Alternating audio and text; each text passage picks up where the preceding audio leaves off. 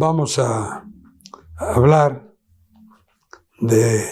dentro de esta época que estamos viviendo tan conflictiva, en donde estamos viviendo conflictos económicos, sociales, agresiones militares, por no decir otra palabra, y lo más caótico, lo más grave, la falta de valores. Que nos haya escuchado en programas anteriores, 2-3 semanas atrás, cuando hablamos de Oswald Spengler, el famoso historiador alemán, que fue el autor precisamente de la gran obra, La decadencia de Occidente, y que en esa obra, como si fuera un profeta, señaló lo que iba a suceder y ha sucedido en el siglo XX y seguimos en este XXI pues no obedeciendo precisamente, pero sí seguimos la humanidad actual siguiendo el camino que nos mostró, que no es aquel, para quien no lo haya escuchado ese programa, no es otra cosa más que una secuencia del Imperio Romano, que fue el más importante. Hagan de cuenta una secuencia, lo mismo. Claro, otra época, otras vestimentas, otras costumbres, pero la decadencia en su apogeo. Bueno, la falta de valores es tan amplia que tendríamos que dedicarle casi otro programa. Pero vamos a dar inicio con el tema, la primera lectura, el enigma de América Central. ¿Qué impidió a la ciencia convencional desentrañar los orígenes de las avanzadas culturas antiguas de Mesoamérica? Uno de estos personajes que cooperó con el autor, más bien diría yo el coordinador de todos estos personajes, que fue Douglas Kenyon. Hoy nos toca narrar la parte del señor Will Hart. Este hombre empieza por decirnos: aunque han pasado 23 años, recuerdo esa mañana como si fuera ayer. Una niebla envolvió la jungla sobre el templo de las inscripciones. Esto está ubicado en Palenque, estado de Chiapas, México. Una serie de sonidos como rugidos rompieron de pronto el silencio y un grupo de monos aulladores se abrió paso entre los árboles. Me tomó por sorpresa, narra él. Pensé que los rugidos podrían ser de un jaguar, animal muy popular, sobre todo en tiempos de los mayas, pero en tiempos actuales todavía hay. Ya están más protegidos, pero todavía hay jaguares. Pero la cacofonía, o sea, el sonido desagradable para el oído del ser humano, incrementó la sensación de misterio.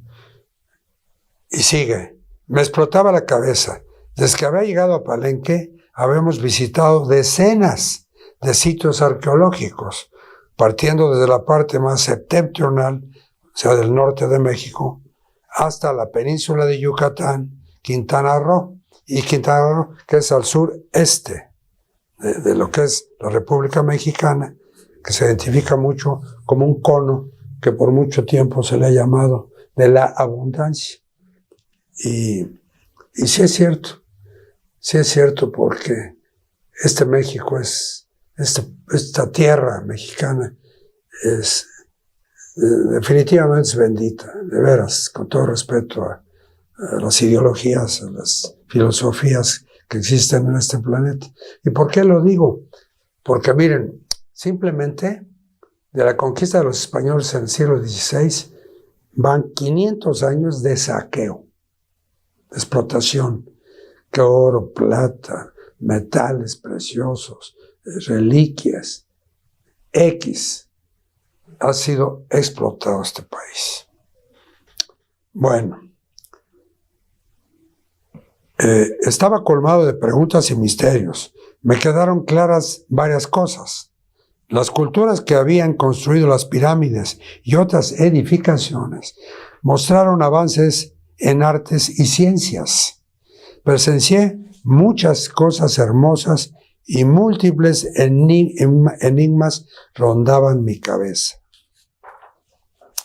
La civilización olmeca, que es una muestra muy fehaciente y clara, son estas cabezas, como esta que muestro, de roca pura, pero enormes, peso de promedio 20 toneladas.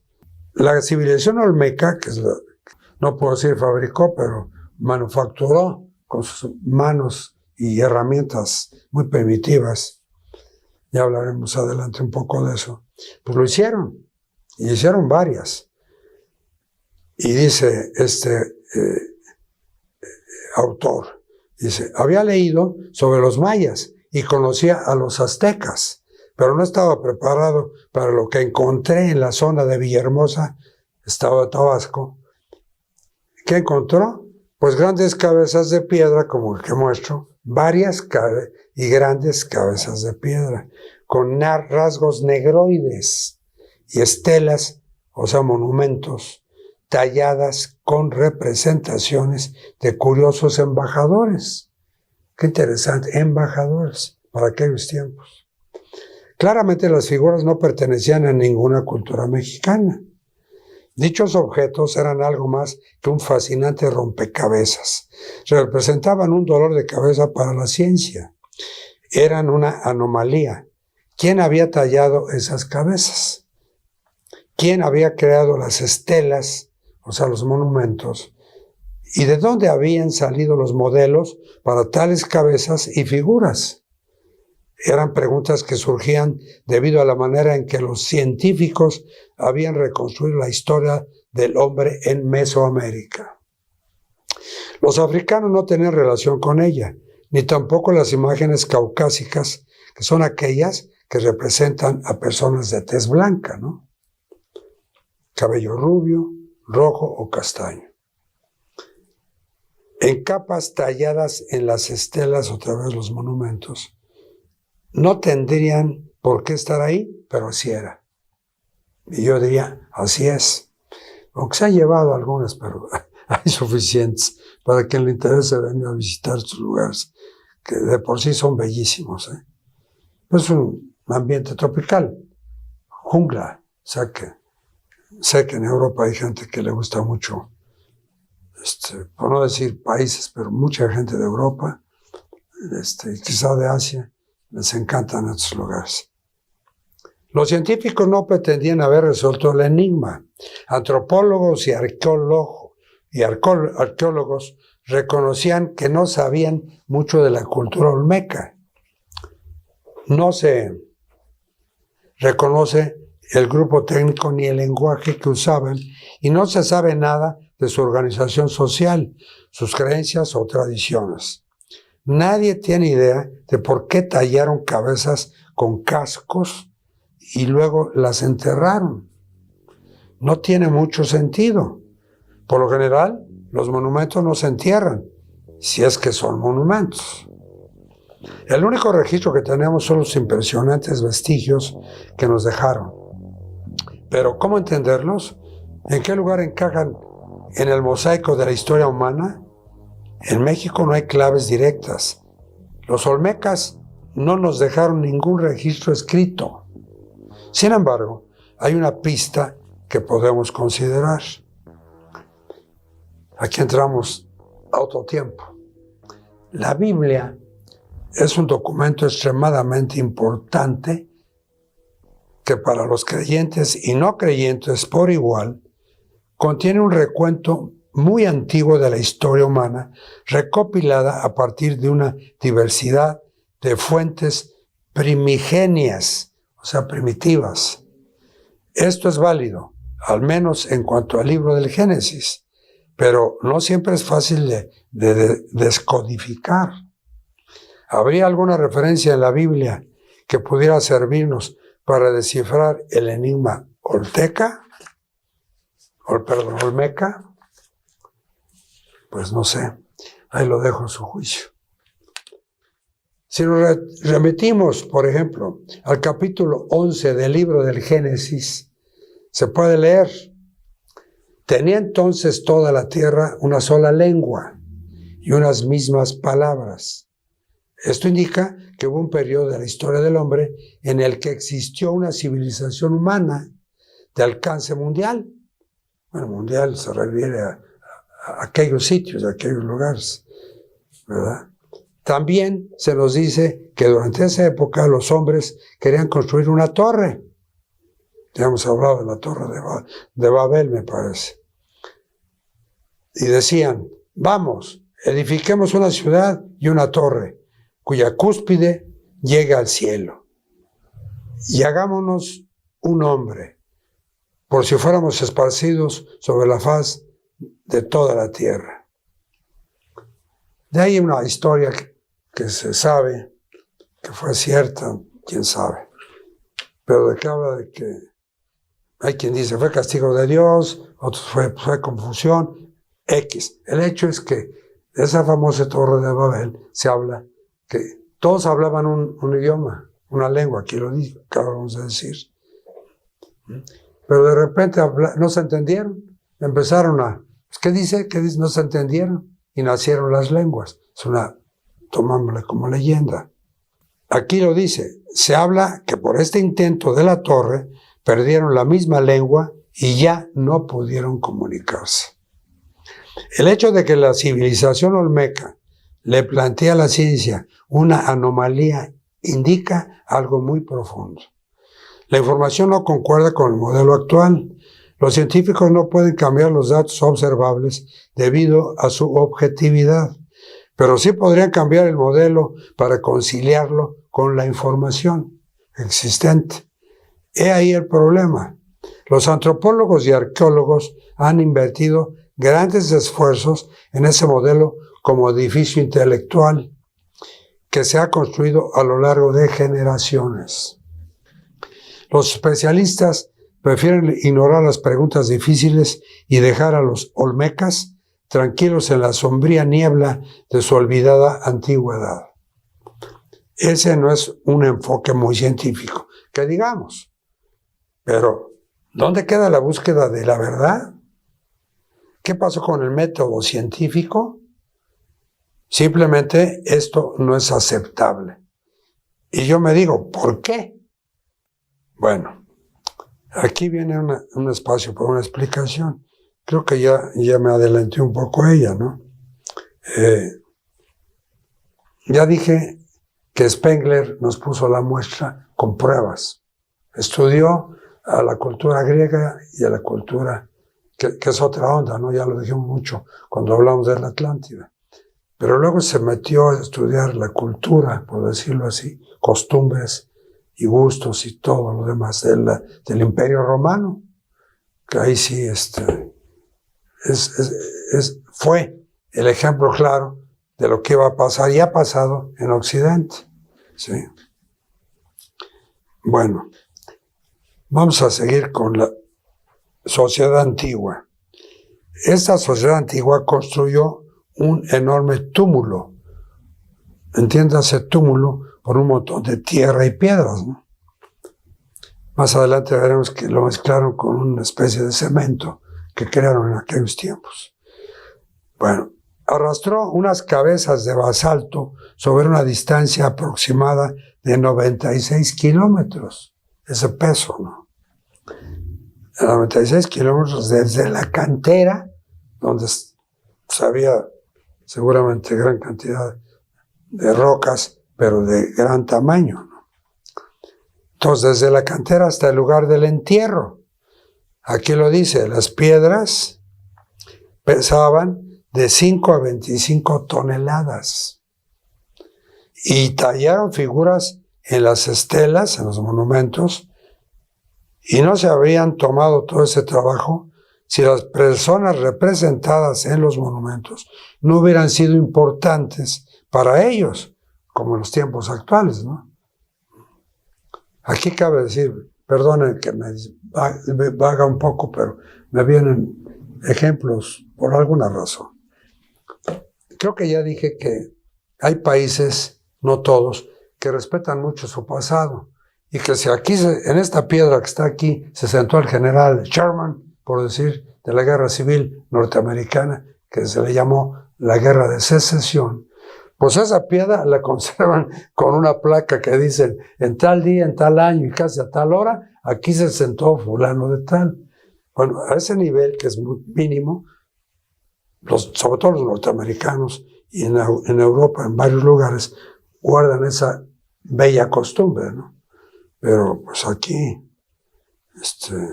por lo menos aquí en mi tierra, no somos muy dados a guardar las cosas.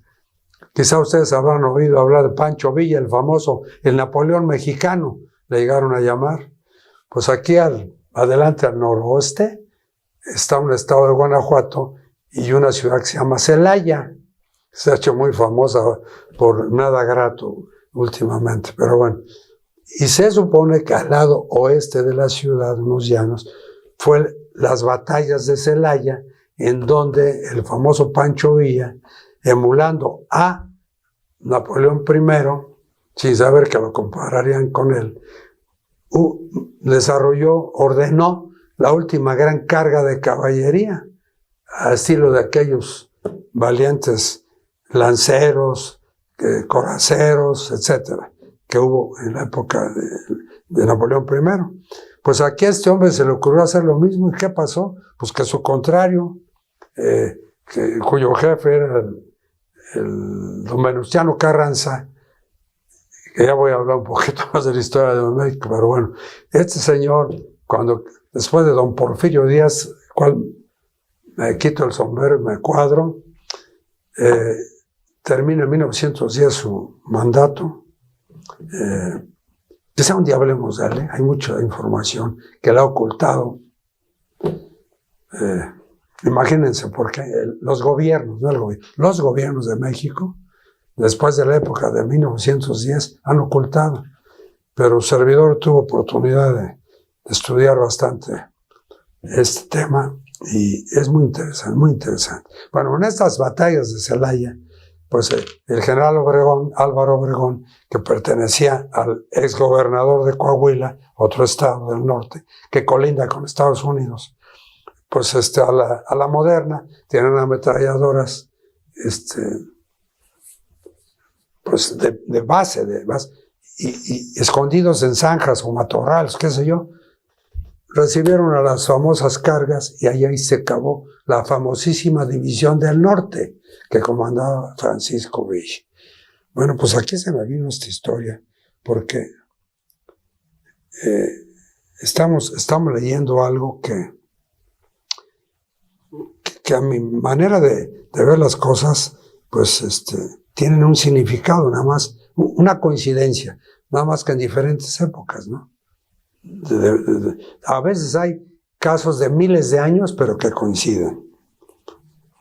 Entonces aquí nos quedamos en que, me parece, en que pesaban de 25 a 25 toneladas aquellas piedras en las cuales tallaron figuras estelares de personas representadas en los monumentos y que no hubieran sido importantes para ellos. Esto es una suposición lógica y es de esperar que los científicos de un futuro lejano lleguen a la misma conclusión cuando estudien las representaciones de las personas cuyas caras, rostros, aparecen en el monte Rushmore.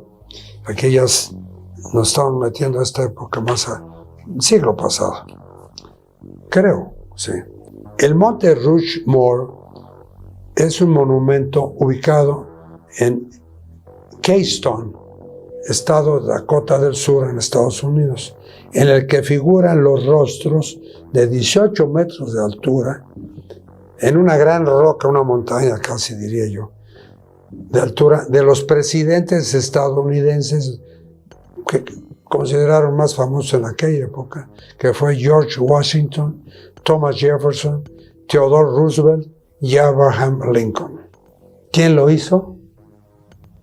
Pues creo que todavía no había láser. Se puede pensar que con rayos láser no había. Bueno, Puesto que los objetos existen, sabemos que debe haber una explicación acerca de quiénes fueron sus constructores o talladores, como en este caso de los olmecas. O a lo mejor cuando hablamos más de visitas extraterrestres, nos da pie a pensar que a lo mejor ellos son los que trajeron rayos láser o semejantes para tallar aquello. Ya veremos. Bueno, decíamos que puesto que los objetos existen, sabemos que debe haber una explicación acerca de quiénes fueron sus constructores. Al igual que en cualquier misterio, lo que hay que hacer es buscar pistas, como detectives casi. Se empieza en los lugares más probables y se continúa con los demás sitios de la lista hasta llegar a México. El problema es que los olmecas desaparecieron de repente de la escena antes de la llegada de Hernán Cortés. También los mayas desaparecieron, los que valían la pena, diría yo, con todo respeto al resto, pero desaparecieron. ¿Quién se los llevó? Pues hay muchas tesis, ¿no? Hay muchas explicaciones. Entonces, desaparecieron de la escena antes de la llegada de Hernán Cortés, que fue en el siglo XVI, aquel español que conquistó, llegado a España, obviamente, conquistó la nueva España, le llamaron, y llegó por el lado del hoy tan famoso Golfo de México, que ya no lo quieren cambiar por Golfo de América, ¿no? Bueno, pues ahí llegó, aquí en la vueltecita donde da el Golfo de México, el estado de Veracruz es ahora, ahí llegó. Creo que lo mencionamos más adelante, si no, yo se los digo. Ninguna cultura contemporánea a la de los aztecas hizo referencia alguna a los olmecas. Parecían no saber nada de ellos. Tampoco se han encontrado más cabezas negroides en Mesoamérica. Otro hecho curioso es que no se tiene ninguna evidencia de registro del periodo de desarrollo previo al de la construcción de túmulos y la talla de cabezas. Los olmecas de repente aparecieron y luego desaparecieron, misteriosamente. Dice el autor: tardé años de investigación en darme cuenta de que la respuesta más probable estaba en la Biblia. E irónicamente, fue precisamente el último lugar en el que pensé. No los conocíamos, si no le hubiéramos dado unas teorías que ya hemos dicho aquí. ¿Venían los olmecas del espacio exterior, como han propuesto algunos investigadores? No necesariamente. En primer lugar, no hay evidencias que respalden esa teoría. Además, las cabezas negroides y las personas representadas en las estelas, o sea, los monumentos, son obviamente humanas. La idea de que hubo una civilización global en tiempos antiguos no concuerda con el modelo actual de la ciencia. Sin embargo, la Biblia sí tiene referencias que lo corroboran. Bueno, ya las hemos hablado, me parece, en parte. El problema con el método científico es que no puede explicar los datos disponibles. Aquí suena a lo esotérico. Hemos dicho que lo esotérico es algo que existió o existe y no se puede comprobar. Queda en el etéreo, ¿no? En el aire. Y ese es el asunto, o es un asunto muy serio que tiene muchas consecuencias. Si todo se limitase a la civilización olmeca, podríamos dejarlo pasar. Pero hay objetos en Egipto, América del Sur y otros lugares en México que tampoco se atienen al esquema ortodoxo. Esto no, varía mucho. Con frecuencia, los científicos han mostrado una ceguera deliberada en cuanto a los artefactos y avances antiguos que no pueden explicar a través de su sistema de creencias. O peor, han ignorado cuestiones importantes o desacreditado los hechos. Muchos datos concretos, como los restos por ejemplo, si nos remitimos,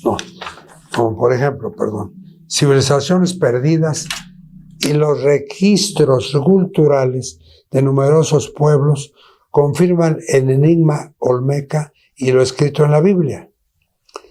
La referencia a un cataclismo producido por una inundación aparece en 230 culturas distintas. Pues es el famoso diluvio. Pero fíjense, aquí este autor dice: las tradiciones mayas ofrecen un relato de cómo vinieron sus antepasados desde una tierra del este que había sido destruida. Del este. Está interesante. En la Atlántida hablamos de, finalmente, después de una serie de hecatombas, que del lado oeste, o sea, occidente, América, continente americano completo se quedó, y del lado del este, o sea, el oriente, se quedó lo que hoy conocemos como continente africano y parte de Europa, y quizá también alcanzan los países escandinavos. Pero fíjense cómo lo sospechó, ¿no? Que había sido destruida. Sí, así fue. En su historia, Heródoto, nacido en el 484 y fallecido en el 425 a.C., historiador y viajero griego, habla de la Atlántida perdida. Ahí va cayendo todo. Puede que todo esto suene a mitos románticos provenientes de imaginaciones remotas, pero cuando se está en un sitio antiguo rodeado de extrañas ruinas, uno empieza a preguntarse si acaso esas leyendas no tendrán un ápice, una pizca así pequeña de verdad. Subí los peldaños del templo de las inscripciones y visité la tumba de Pacal, que fue un gobernante maya. Luego decidí hacer el largo viaje hacia el río Usumacinta para ir a Bonampak, es otra ciudad maya. Bonampak significa Cerro del Sopilote y es un sitio arqueológico de la cultura maya en la selva lacandona. Yaxchitlán, ¿sí? Está situada a la orilla del río y se cree que fue el centro de florecimiento maya en esta región. En febrero de 1989, el arqueólogo estadounidense James O. Cohn, que nació en el 1937 y falleció hace poco, en el 2022, se la ingenió para llegar a este sitio que los especialistas han estudiado desde hace un siglo. Al ojo entrenado de Ocon, James Ocon, le llamó la atención un túmulo de rocas en particular. Los científicos lo habían desechado por considerarlo un misterio menor. Bueno, pero el arqueólogo aficionado era también un ingeniero experto y de inmediato supo que el supuesto túmulo en realidad era parte de un puente. Curioso, ¿no? Ocon recurrió a la tecnología moderna para demostrar que una vez en ese lugar existió un puente. Este hombre, Ocon, fue presidente del Consejo de Expertos de la Sociedad Estadounidense de Ingenieros Civiles y había usado técnicas similares durante investigaciones de rutina. O sea, era un señorón el ingeniero. En el sitio maya, que menciona, recogió información sobre el terreno y usó computadoras para integrar los estudios arqueológicos, las fotos aéreas y los mapas. Y así desarrollar un modelo tridimensional del sitio para determinar su ubicación exacta y dimensiones exactas del puente. Terminó haciendo un descubrimiento asombroso, maravilloso. Los mayas habían construido el puente más largo de la antigüedad.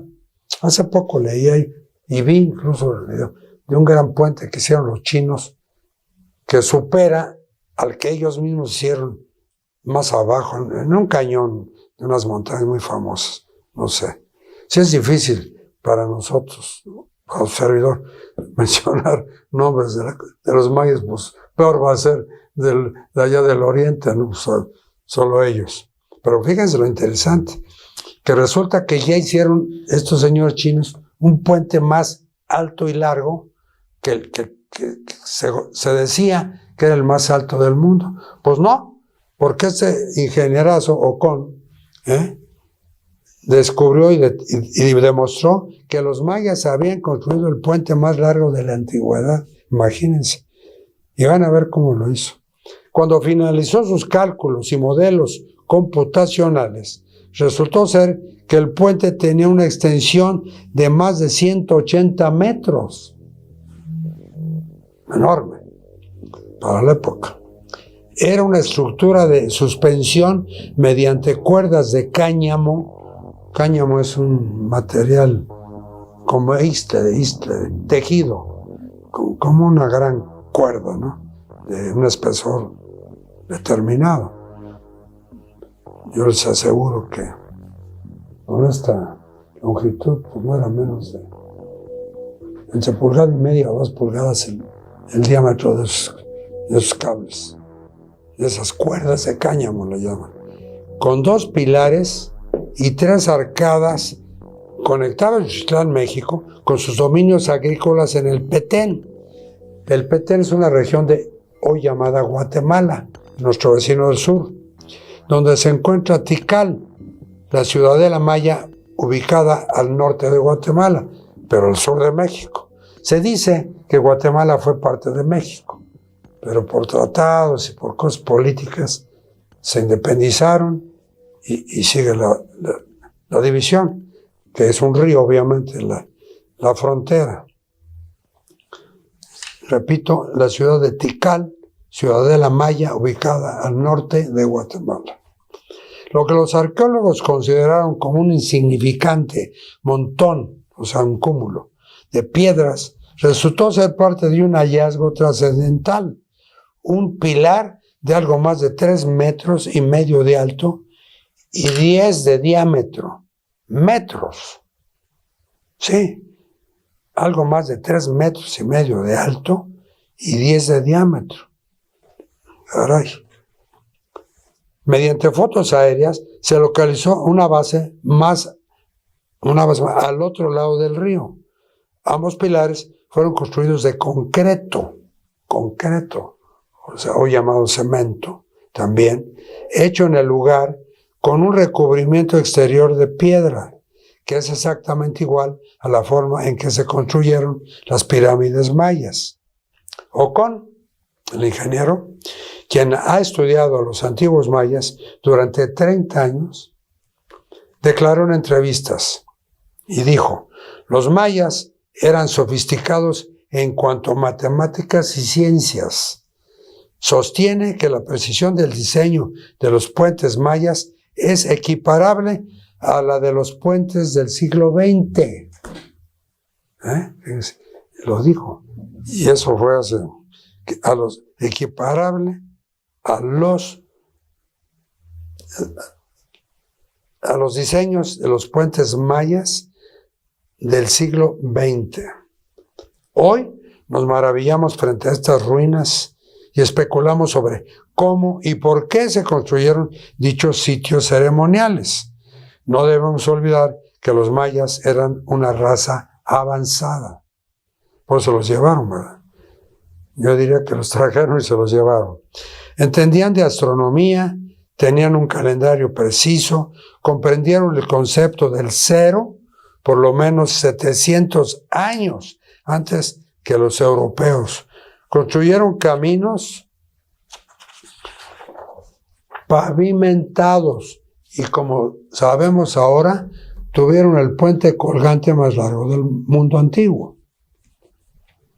Bueno, aquí podemos mencionar algo como una reseña de que lamentablemente, y lo digo con pena, que nosotros los mexicanos no hayamos descubierto toda esta ciencia. Tenía que venir, así como Hernán Cortés, el conquistador, que lo antecedió Cristóbal Colón, y a él lo antecedieron los vikingos, porque si nos vamos a hablar de leyendas, con ciertas pruebas, pues nos remontamos siglos atrás. Entonces aquí, pues ¿qué pasó, no? ¿Cómo fue eso? ¿Cómo fue que los mexicanos no nos dejaron? Pues a lo mejor, a los científicos. Hay una torre, la famosa torre latinoamericana en la Ciudad de México, que fue también, yo lo conocí al ingeniero ese, fíjense, qué curioso, de origen alemán, pero mexicano.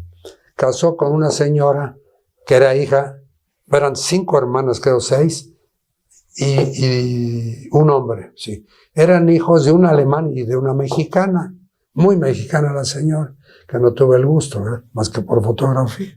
Bueno, pues ese ingeniero fue el ingeniero que se llamaba, no me acuerdo.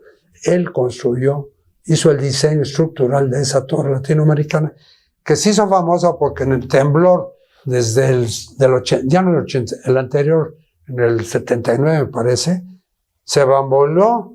Se dice que los escritorios volaban de un lado a otro, imagínense, y no se cayó, ni se resquebrajó la estructura.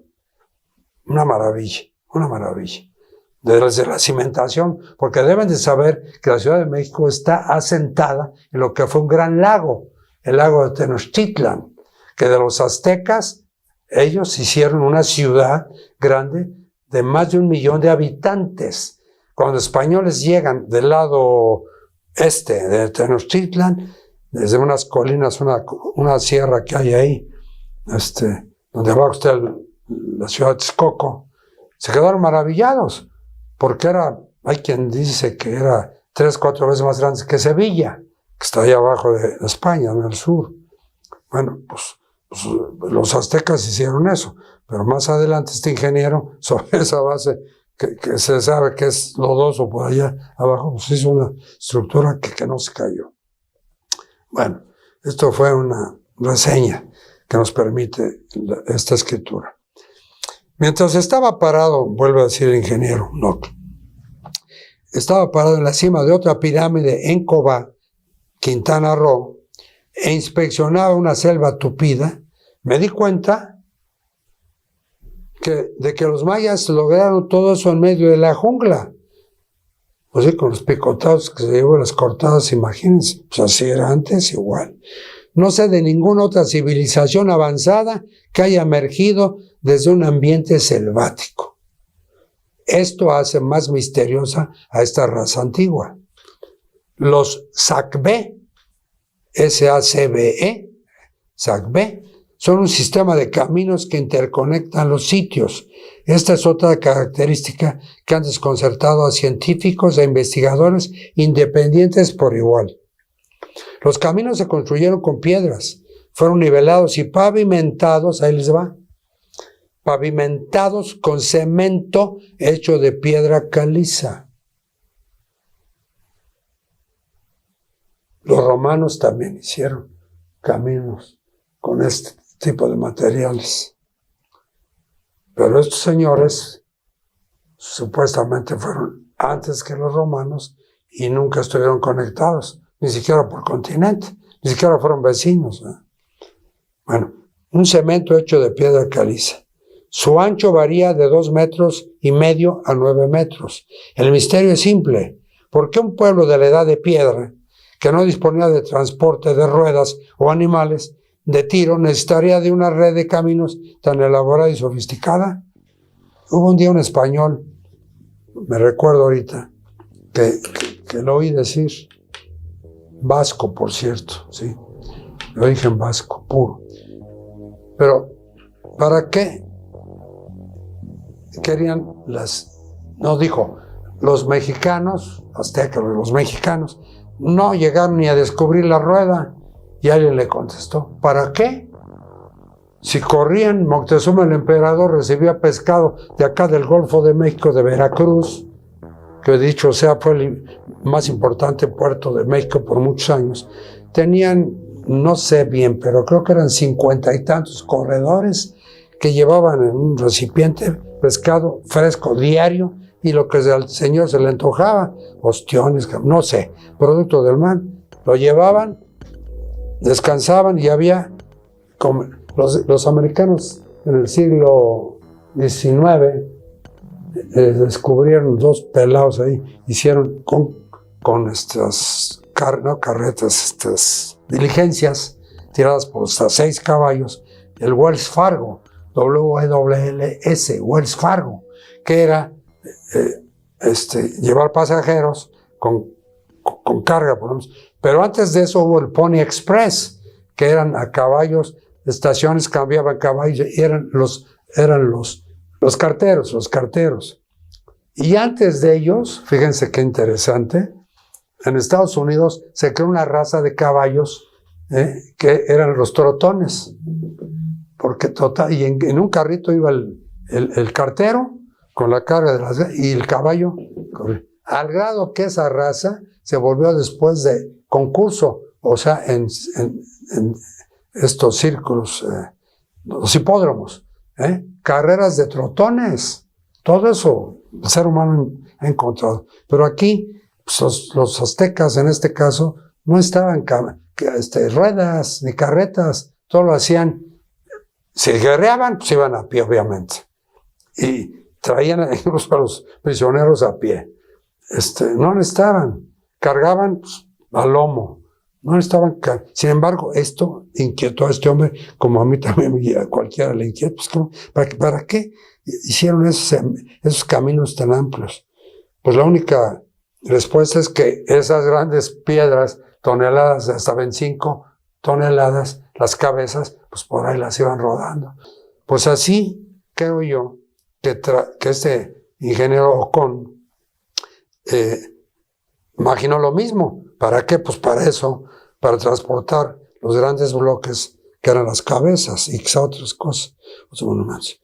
Bueno, después de terminar su trabajo sobre el puente, el ingeniero Ocón volvió su atención sobre los Sacbé y reportó haber descubierto que el camino de más de 96 kilómetros que se extendía desde Cobac, que está en Quintana Roo, parte mexicana, a Yaxuná, que está en Yucatán, era tan recto el camino como una flecha, a excepción de una desviación menor, una curva. Sus estudios revelaron que los mayas no estaban en la edad de piedra. Los llamó tecnolíticos. No usaron el hierro porque las minas más cercanas estaban a más de 2.400 kilómetros de distancia hacia el norte, le agrego yo. La región carbonera de México está en Coahuila. De ahí extrajeron, y al lado, en el estado de Nuevo León, la ciudad de Monterrey, ahí se creó la fundidora, no me acuerdo, de Monterrey, fundición de acero y no sé qué de Monterrey. Esa es la razón, por eso dice aquí a más de 2.000 kilómetros, ¿verdad? Alega el mismo ingeniero Ocón que usaron herramientas de jade, con J, jade, que eran más duras que el acero. Para nuestro conocimiento, porque yo no lo sabía tampoco. Prácticamente sería preciso encontrarse en un sitio maya e imaginar cómo debió ser la escena en la cúspide de esa civilización para poder comprender y valorar verdaderamente la magnitud de lo que alcanzó esta cultura.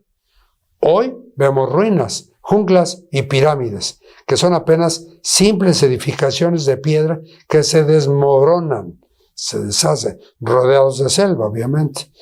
En tiempos actuales se ha hecho mucha labor en México, hay que decirlo. Han oído hablar del Tren Maya, han oído hablar del tramo interoceánico que comunica el Atlántico con el Pacífico, han oído hablar pues, de varias obras que están haciendo, que se tuvo que limpiar de la selva todo esto que estoy diciendo. Existe. Sin embargo, en aquellos tiempos las pirámides estaban recubiertas de estuco, con S. Era o es una pasta de grano fino compuesta de cal utilizada para revestir paredes, el estuco. Eran lisas y brillaban al sol. Los muros de las estructuras estaban pintados con variados diseños de vivos colores. Los patios estaban pavimentados, las calles planas y blancas iban hacia todas direcciones y se conectaban con los distintos centros. Pero a pesar del avanzado conocimiento maya en astronomía y matemáticas y de sus logros en arte y arquitectura, los científicos aún los consideran una cultura de la edad de piedra. Pues yo no sé, han de tener piedra aquí en vez de ser esos señores que dicen eso, ¿no? Porque ante tanta evidencia, Y remarca, el tiempo es la esencia de la vida. Los seres humanos siempre hemos estado inmersos en él y lo hemos medido de una u otra forma. En minutos, horas, días, semanas, meses, años, siglos y milenios. Sabemos de muchas de las dimensiones que lo conforman y las hemos usado en nuestro beneficio. Supuestamente, sabemos hace cuánto tiempo que los dinosaurios deambulaban por la Tierra. ¿Cuál es la tasa de decadencia de los isótopos radioactivos, o sea, los átomos inestables que emiten radiación como alfa, beta o gamma, para transformarse en átomos más estables? ¿Cuándo nuestros antepasados, los homínidos, los Homo sapiens, se separaron de los simios? La exposición del genoma, o sea, el material genético humano, y la fecha exacta de los eclipses lunares y solares del futuro, incluso lejano. El tiempo hace que todas las cosas crezcan y mueran. Parece tan obvio y ubicuo que todo lo quiere presenciar, que somos como peces y el tiempo es nuestra agua. El tiempo es nuestra agua. Nunca nos hacemos las preguntas básicas. ¿Qué es el tiempo? ¿Lo entendemos? ¿Es algo más que un sistema de medición, ya sea del momento presente o de la edad del universo? Híjole, ya no les sigo más porque de esto hemos hablado ya y nada más puedo agregar que es incomprensible. Incomprensible. Ciertamente todas las culturas se han enfocado en el tiempo. Sin embargo, los mayas estaban obsesionados con él. Siguieron y midieron el periodo sinódico, que es el tiempo que tarda el objeto en volver a aparecer en el mismo punto del cielo. Pero habla del periodo sinódico de Venus, que equivale a 584 días terrestres. Equivale a 584 días terrestres. Bueno, su calendario anual de 365 días era más preciso que el gregoriano. Establecieron 3 sistemas de divisiones para la cronología. El Tzolk'in, Tzolkin, el Tzolk'in, calendario sagrado. El Habab, Hawab, calendario civil. Y la cuenta larga, 5,000 años, es lo que ellos consideraban. Ya lo explica mejor y dice, el Tzolk'in, que es un ciclo de 260 años, y que era además el calendario sagrado, como ya lo dije, es equivalente a 13 meses de 20 días cada uno. 13 meses de 20 días cada uno. Hay que hacer números. Y el Habab, el calendario civil, es el ciclo solar. Estos 2 calendarios se combinaban de forma intercalada, generando un ciclo de 18,980 días que se conocía como ciclo calendario de unos 52 años. Fíjense, todos esos cálculos se aventaba este hombre. Estos hombres. Cada día tenía un glifo, con G, glifo, signo de escritura, particular asociado a un significado. Al final del ciclo de 52 años se efectuaba una ceremonia de renovación. El periodo de la cuenta larga, lo que hablamos atrás, duraba unos 5,000 años. Era el equivalente a una era, según los mayas. Hoy la humanidad estaría en el 5.º sol o era, o sea, 5.º mundo, el mundo actual, que eso es el mundo, según ellos.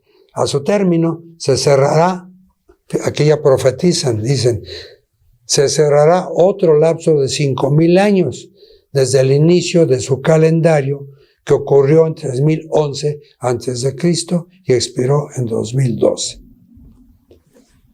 Bueno, aquí rapidito les digo, esto tiene, ¿cómo diría? Pues cálculos contrarios, porque hay otros científicos que nos demuestran con hechos, donde ya entran los extraterrestres, los llamados ovnis, en que hablamos de millones de años. Entonces, pero bueno, aquí el ingeniero hizo sus estudios y se acabó, ¿no? El ciclo más largo de la cosmología que estudia el origen del universo maya, es de 26,000 años. 26,000 años. El ciclo más largo. Y corresponde a la precesión de los equinoccios. ¿Por qué los mayas tenían tal fascinación con la astronomía? ¿Por qué confeccionaron un sistema de calendarios tan complicados? ¿Para qué una sociedad agraria? Sí, se comían del maíz y de lo que sembraban. Sépase que el maíz salió de México al resto del mundo, sépase también. Entonces lo que comían era el alimento principal de ellos y de muchos indígenas, muchas culturas de México.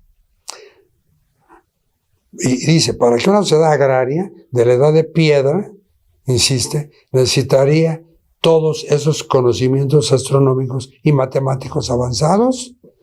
¿Cómo pudieron adquirirlo en tan breve tiempo? ¿Cómo tuvieron conocimiento de un fenómeno tan complejo como el ciclo sinódico de Venus o la precesión de los equinoccios? ¿O los mayas son mucho más antiguos de los que la ciencia admite? ¿O tuvieron una tecnología mucho más sofisticada de la que conocemos? ¿Pudo haberles transmitido a alguien estos conocimientos? ¿Es acaso coincidencia que el comienzo de la quinta era sea el año 3000 a.C., que corresponde al inicio de los calendarios judío y chino?